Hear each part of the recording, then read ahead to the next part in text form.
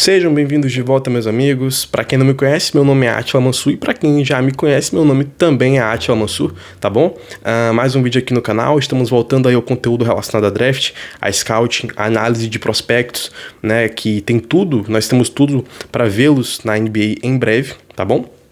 E aí, começando o nosso processo de análise de comentários e pensamentos relacionado à classe de 2025. Lembrando que a classe de 2025, ela é selecionada, ela é draftada, acontece o processo de draft mesmo, né, as escolhas em 2026. Então, quando a gente fala de draft de 2026, a gente está falando da classe de 2025, né, que se forma, se gradua, ela começa o processo ali, né, final, digamos assim, para ir para o draft em 2025. Então a classe é de 2025, o draft acontece no ano seguinte, em 2026, tá bom? E nós começaremos aí esse vídeo, na realidade começaremos essa etapa, né, de comentários e de análise sobre essa classe, sobre esse draft, conhecendo um pouquinho dessa classe, alguns nomes, né, que temos aí chamativos, nomes interessantes, nomes que vamos ouvir falar bastante aí no próximo draft. Então é esse o primeiro vídeo, conhecendo um pouquinho da classe de 2025 para o draft de 2026, tá certo? Sem muita enrolação, já falamos aí 1 minuto e 20, então 1 minuto e 10, 1 minuto e pouquinho. Vamos lá para o nosso primeiro nome que traremos aqui, o nome de A.J. Dybantsa. A.J. Dybantsa é um prospecto muitíssimo conhecido, um dos caras mais hypados, né, mais falados no high school, ou seja, no ensino médio americano nos últimos tempos. A gente viu caras como Cade Cunningham, Jalen Green, um pouco mais atrás Zion Williamson, LaMelo Ball, né, próprio... Agora me faltou o nome que também era bem badalado no high school, mas que esses principais, né, enfim. Então, o A.J. Dybantsa é um desses caras que chamou muita atenção durante os seus 4 anos de ensino médio, né, e é realmente um cara que vai chegar com tudo pro próximo draft. A gente tá falando de um ala de aqui 2,5 metros, né, isso em conversão ali para a medição oficial dos Estados Unidos, né, 6'9", então pro nosso brasileiro aqui, no nosso português, daria uns 2,5 metros, 2,6 metros mais ou menos, um ala com uma certa força física, já de 95 quilos também, é um cara bastante jovem, ele é de janeiro de 2007, então assim, um cara que ainda tem 18 anos, né, e falando um pouquinho dele, assim, pra gente conhecer um pouquinho do AJ, é um ala com muita imposição física, um cara extremamente atlético, extremamente rápido, extremamente com uma tenacidade física muito grande, capaz de chegar ao aro com facilidade, capaz de causar muitos danos quando ataca a cesta. Então assim, é um cara muito disruptivo, né? Esse cara que corta a linha, que ataca o aro com tudo, um cara com muita explosão física. Então assim, é um prospecto realmente chamativo desse ponto de vista atlético. Dominou a nível de ensino médio, a nível de high school, ele dominou basicamente todo mundo. É um cara realmente que nesse nível de competição em que o físico se sobressai bastante, porque a gente está falando de um nível técnico bem baixo, então o físico, né, a capacidade atlética, a explosão, a dominância, essa fisicalidade se sobrepõe muito a outras coisas, né? A gente tá falando de cara de 16, 15, 18 anos, 17 anos ali, no máximo 18 anos. Então, são, né, quando a gente tem um AJ que é um cara extremamente atlético, extremamente poderoso fisicamente, ele tende a se sobressair. Mas ele também tem características técnicas que são interessantes, né? Ele consegue colocar a bola no chão, ele consegue, de certa maneira, criar situações para ele, tá? Mas aí que tá, né? Já falamos um pouco da parte positiva dele. A parte negativa, pelo menos ao meu ver, nesse começo de processo, é que ele ainda tem algumas questões a desenvolver no sentido de visão de jogo, né? A visão de quadra dele para criar situações e achar os companheiros. Nem sempre ele é muito bom, na realidade, muitas vezes ele deixa a desejar bastante nisso. Ele não é um criador de vantagens, né? De situações individuais tão bom quanto o status dele como prospecto, né, diz. Então, assim, ele leva muita vantagem física na explosão, no ataque à cesta, mas nem sempre ele faz isso com vantagem. Nem sempre, ele consegue fazer tudo isso ofensivamente, pontuar, criar cestas e atacar o aro e gerar pontos no garrafão, no perímetro, enfim, na meia distância, com vantagem para o seu defensor. Então, muitas vezes ele está bem marcado, porque ele não consegue gerar tanta distância, tanta separação. Ainda falta handles, né, aquele controle de bola, aquele ball handling, que é o controle de bola mesmo, né, aquela capacidade de bater bola com qualidade. Ele ainda não é um criador de arremessos tão bom quanto eu gostaria, tá? Então, assim, tem algumas coisas tecnicamente dele que me deixam bem a desejar e que me deixam relativamente preocupados com ele, tá? Apesar da hype ser bem grande, né, o status dele ser altíssimo, dos maiores que a gente viu aí de um prospecto vindo do ensino médio pro college, e ele vai jogar em BYU, né, uma faculdade que vem recrutando muito bem nos últimos anos. Vamos ver como é que ele vai se desempenhar lá, mas é um prospecto que eu gosto, tá? Eu gosto dele, mas não gosto tanto quanto muita gente. Não gosto tanto quanto a maioria, tá? Não quer dizer que isso, né, faça dele um prospecto ruim, é só a minha visão. Mas assim, é um prospecto que eu vejo boas perspectivas, mas que tem alguns pontos que me deixam bastante a desejar. Tá? Falamos bastante aí do EJ. Nosso próximo prospecto aqui, Nate Ament, né, um ala também, um cara um pouco menos poderoso fisicamente. Ele tem uma capacidade atlética bem chamativa, um cara de braços longos, de um corpo longo também. A gente vai ver um ala aqui de 2,5, de 86 quilos, e esses 86 quilos aqui é uma questão, porque ele é bem franzino fisicamente ainda. É um cara que tem boas capacidades técnicas para um ala, para um cara maior, né? Ele consegue colocar a bola no chão, fazer aquelas jogadas um pouco mais plásticas, um pouco mais, né, sexy, digamos assim. Mas não é como se ele fosse um primor técnico. E também não é como se ele fosse um primor atlético do ponto de vista de força física, né? Então, assim, ele tem a fisicalidade dos braços longos, da altura e tudo mais, a envergadura, mas ele não tem aquela capacidade física de incomodar muito no garrafão e aquela coisa toda. Então, assim, tem muita gente que gosta bastante dele nesse começo de processo. Eu não sou um cara que ama tanto o Nate Ament nesse momento. Vejo boas capacidades, ele é um cara para ser lapidado, mas eu imagino que não seria nenhuma surpresa para mim se ele ficasse, por exemplo, 2 anos na faculdade, para depois ir para NBA, por exemplo, tá? Porque ainda tem questões físicas a chegarem, o físico ainda é muito franzino para suportar uma temporada inteira de NCAA, depois NBA, enfim, mas assim, tem talento. Tá? Tem coisas para ser melhoradas ali, mas para mim ainda falta muita coisa. É mais um projeto do que qualquer outra coisa nesse instante, tá? Não quer dizer que ele não possa desenvolver e se tornar algo melhor, mas nesse momento para mim é um projeto, um bom projeto, mas um projeto mais do que uma realidade, por assim dizer, tá? Eu não consigo vê-lo hoje como um prospecto top 5, top 7, por exemplo, do draft. Para mim ele tá ali na loteria, né? E na loteria é esse sentido de que pode se desenvolver boas coisas, mas é um cara para ser bastante desenvolvido, né, com paciência, com tranquilidade, para ver se vira alguma coisa, tá? Então, eu teria bem calma com o Nate Ament, assim, não é um cara que me inspira tanta confiança, apesar de ter boas capacidades também para ser desenvolvidas, tá certo? Nosso próximo cidadão aqui que falaremos já é ele, tá? Cameron Boozer, para muitos, o melhor prospecto do draft. Eu não consigo desgostar dessa opinião, tá? É uma opinião que eu acho bastante válida mesmo, mas eu não considero, tá? Mas isso a gente deixa para outro vídeo, para falar um pouco mais. Vamos falar um pouco do Cameron Boozer, cara, um cara que, né, também, assim como o AJ Dybantsa, vem nesse trem de uma hype muito grande, vindo do high school. É um cara que dominou e muito no high school. Cara, teve uma carreira brilhante, uma carreira fenomenal no ensino médio americano. Assim, de títulos, múltiplos títulos, de prêmios acumulados. Então, assim, um cara que, assim como o AJ Dybantsa, domina muito fisicamente, porque a gente tá falando de um ala de 2,5 metros, né, isso vai dar 6'9", ali, se não me engano, 6'9", 250 libras, tá? E isso dá 113 quilos. Assim, é um físico de NBA.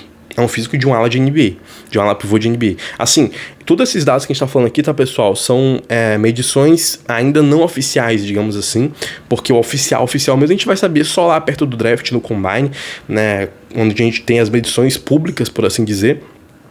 Então a gente fica com dados, por enquanto, não oficiais, tá? Mas são dados aproximados ali que normalmente ficam mais ou menos naquela faixa. O Cameron Boozer deve ter por aí tanto de altura quanto de peso. É um cara realmente muito forte, bastante físico, né, com um poder defensivo muito grande. É um cara com uma leitura de jogo avançadíssima, um processamento muito rápido. Ele é um cara que sabe tudo que está acontecendo na frente dele, atrás dele. Ele tem um computador no lugar do cérebro, basicamente. Isso tanto no ataque quanto na defesa.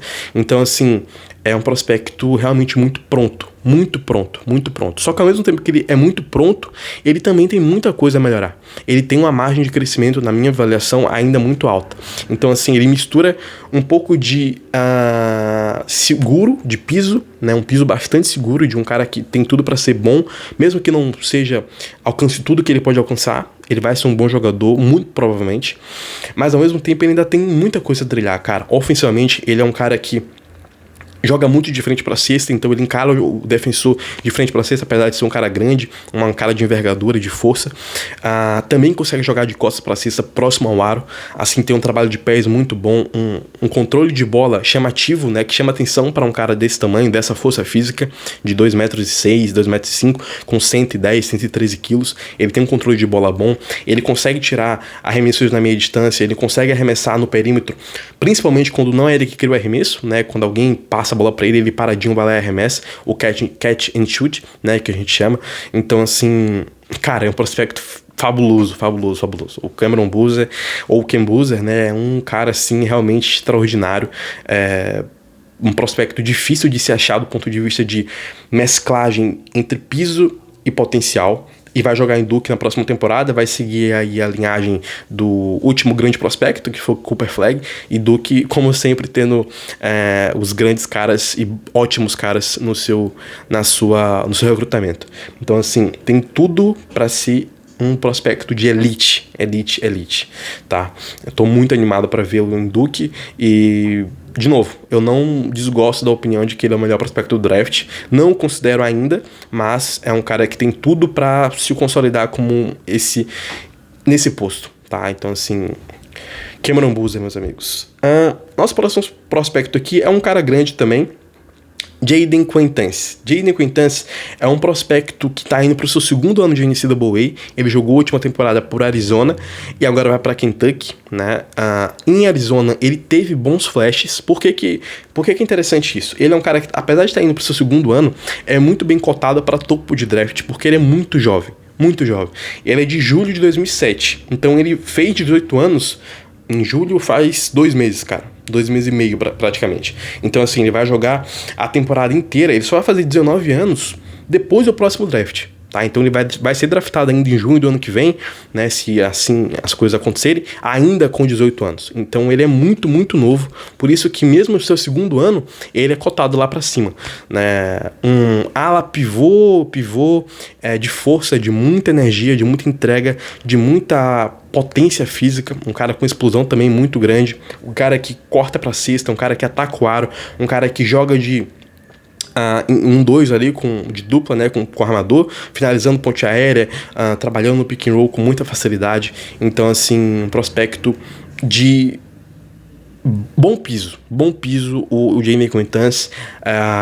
Ainda precisa colocar outras coisas no arsenal ofensivo dele para ser um cara mais especial, ofensivamente falando, né? Mas defensivamente ele é também assim, um esplendor de jogador, um cara com muito QI, uma defesa coletiva muito boa, um senso de posicionamento muito bom, tempo de bola excelente para dar tocos, para dificultar arremessos. E, cara, o motor dele, o que é o motor, né? É aquela energia, aquela coisa que fica ali girando dentro do cara e mantém o cara no jogo. Ele parece que tá em todo lugar o tempo inteiro na defesa. Então, assim, um motor fenomenal também. E é um dos meus prospectos favoritos, tá? Eu não sei se eu tenho ele assim como um top 5 por enquanto, mas é perto daí, tá? Porque realmente um piso bem bom e um potencial bacana também, tá? Mas não é o meu pivô favorito do draft, tá? E isso nós falaremos daqui a pouquinho não, vamos falar agora já, porque o meu pivô favorito do draft, começando o processo, lembrando, é Chris Senac Jr. Chris Senac Jr. é um prospecto que eu adoro, assim, tenho um gosto muito grande por ele. Claro, a gente vai ter que ver o que vai acontecer na temporada. Ele tá indo pra sua temporada em Houston. É um cara de também 18 anos, também de 2007, só que de fevereiro, é um pouquinho mais velho que o Jaden Quaintance. Ele vai fazer 19 anos agora em fevereiro. Agora não, né? Fevereiro tá longe ainda. Então, assim, na metade da temporada ali da NCAA, ele vai fazer 19 anos. Então, ele vai não, né? Perdão. Ele irá pro draft com 19 anos ainda. E assim, é muito, muito bom. Eu gosto muito do posicionamento dele. O senso defensivo dele é excelente. Ele tem uma leitura muito rápida, uma leitura muito inteligente. Ele tem braços longos. A gente tá falando de um cara de 2,8 com 104 quilos, pelo menos nas medições, né, prévias, por assim dizer. Cara, pra mim, o que mais chama atenção no Chris Yannick, o que me faz gostar tanto dele, do potencial dele, é o que eu vejo de diferente nele ofensivamente. Porque ofensivamente ele tem valências que não são tão fáceis de se encontrar em um pivô tão cedo, tá? Tão cedo.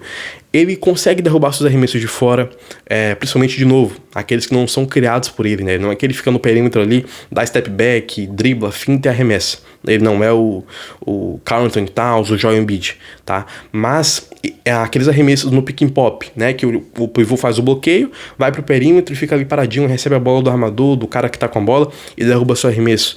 Ele mata suas bolinhas assim, tá? Principalmente no garrafão, ele tem um trabalho de pés muito bom para jogar de costas para cesta, ou seja, ele consegue criar vantagens no garrafão.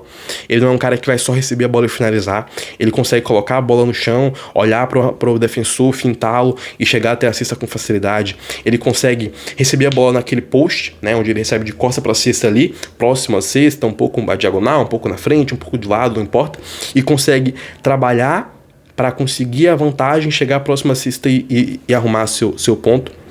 Então, assim, gosto muito da imposição física dele no ataque, gosto muito da visão de jogo dele no ataque. Ele consegue enxergar a quadra com facilidade, então ele não tem aquela visão, né, vertical assim, cara. Ele tem uma visão bem ampla, bem vasta da quadra. Ele consegue colocar os seus companheiros em boas situações para finalizar jogadas também. Então, assim, eu gosto muito, muito, muito do Chris Yannick Jr. Pra mim é um prospecto que tá próximo do top 5 do draft, se é que já não está. Gosto muito dele. Pra mim, tem tudo pra ser o principal pivô da classe, tá? O principal potencial pivô da classe.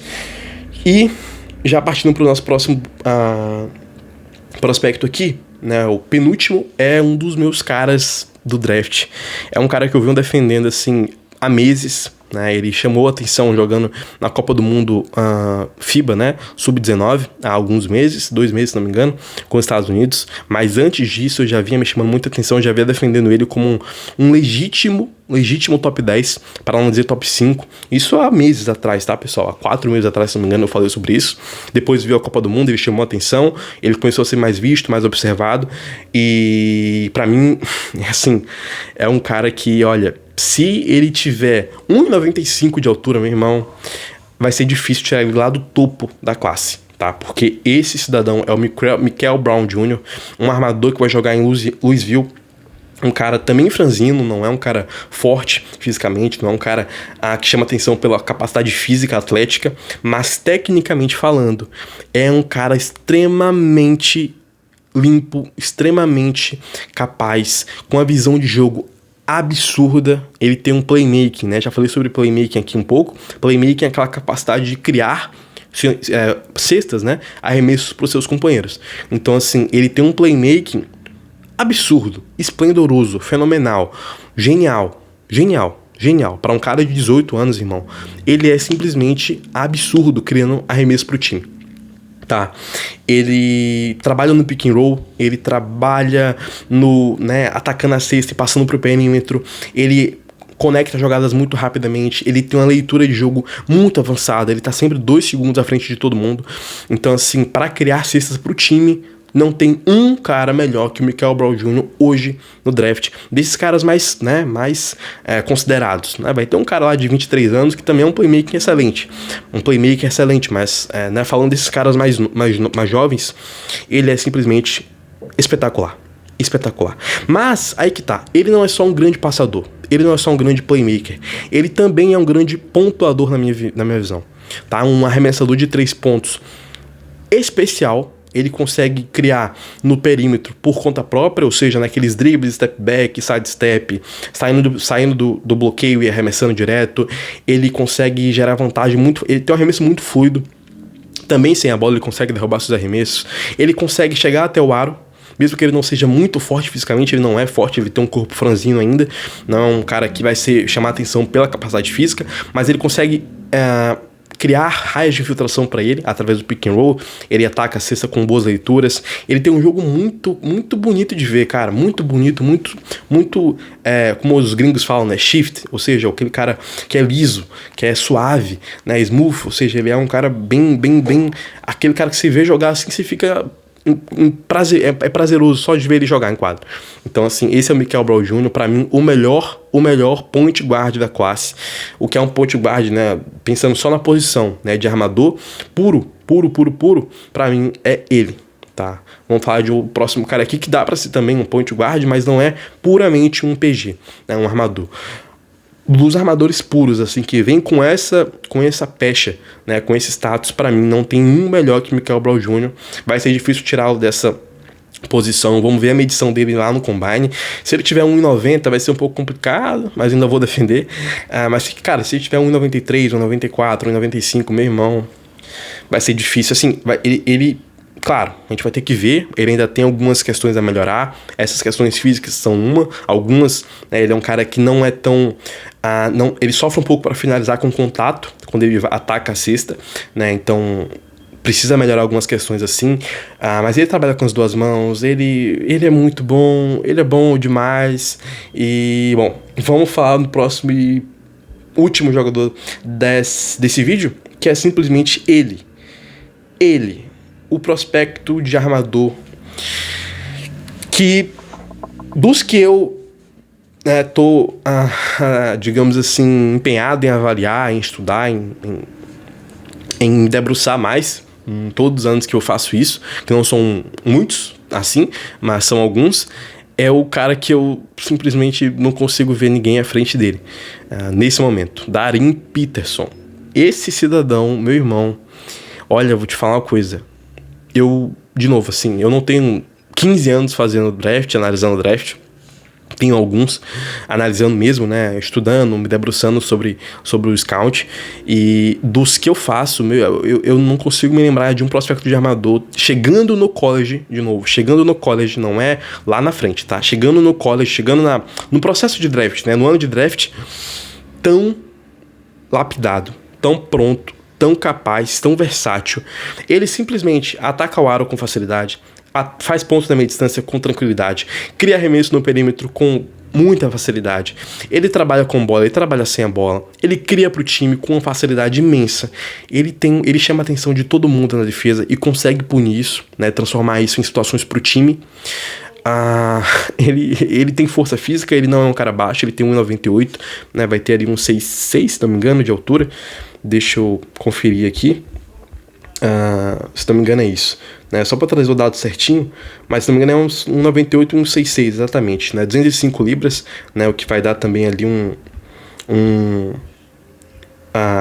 93 quilos. Então, assim, é um cara que tem força física, é um cara que tem altura, é um cara que tem uma gana pelo jogo. Ele chama o jogo pra ele. O jogo é dele, cara. O jogo é dele, sabe? Ele tem tudo nele é muito pronto. Isso é muito louco, porque ele tem... Também é de janeiro de 2007, então assim, ele vai fazer 19 anos em janeiro, no meio da temporada aí, por Kansas, onde ele vai jogar. Vai ser draftado com 19 anos, é uma ótima idade, assim, ele tem um QI de jogo absurdo, não parece que ele tem 19 anos. Ele dominou no high school, não precisa falar isso, né, obviamente, ele fez tudo que pôde e mais um pouco no ensino médio. Cara, é um prospecto, assim, realmente sem defeitos. Pra você olhar e falar, não, aqui ele deixa bastante a desejar. É difícil, irmão, é difícil. Pode ter uma coisinha ou outra que ele não faça tão bem assim, né, que aqui ele é bem melhor aqui e tal, mas que ele realmente é ruim, né, que ele deixa a desejar muito, assim, que você se preocupa, eu não consigo ver. É um prospecto que tem tudo pra ser geracional mesmo, assim, mesmo, sem nenhum asterisco. Tá? Claro, vai ter que se comprovar, a gente vai ter que ver a temporada, coisas mudam, mas hoje, 24 de setembro de 2025, gravando esse vídeo, eu simplesmente bato palmas pra Darin Peterson, porque é um cara fabuloso, cara. Não tem palavras pra descrever, tá? Prospecto perfeito. Tem tudo pra ser. Chegando no seu ano de draft, né? Vai começar a temporada mês que vem. Tem tudo pra ser um prospecto ideal, tá? Ideal. Com um potencial absurdo pra ser uma legítima superestrela. Eu simplesmente amo Darren Peterson e defenderei com unhas e dentes. Claro, não vou também, né? Se eu estiver vendo coisas que eu não gosto, eu vou ter que falar. Mas enquanto eu não vir, é simplesmente impecável esse jogador, tá? Tudo que você quer ofensivamente ele faz, defensivamente ele também tem bom potencial. Não é como se ele fosse ser, né, um Derek White defendendo, não é isso, não é o caso. Um Drew Holiday defendendo, né, no auge ali, não é o caso. Mas ele tem potencial para ser um defensor sólido, pelo menos. E ofensivamente, que é o principal para um armador, meu irmão, tem tudo para ser aqueles caras assim, pô, sabe? E mesmo que ele não seja, digamos que ele alcance 70% do potencial dele, tá? Tanto no college quanto na NBA, enfim. 70% do potencial do Darren Peterson é, tipo assim, uma estrela, vamos colocar? É basicamente isso, tá? Enfim, vamos encerrando o vídeo por aqui. Vamos fechar aí uns 26 minutos, tá? Mas é isso. Deixem aí também os prospectos que vocês gostam bastante, que chama a atenção de vocês. O vídeo ficou um pouquinho longo, mas é o primeiro vídeo introdutório sobre a classe, então não queria também falar, né, um minutinho de cada um. Vamos dar um pequeno contexto de cada um. A gente vai falar muito sobre eles ainda nos próximos meses. Temos até maio, junho, basicamente, para falar.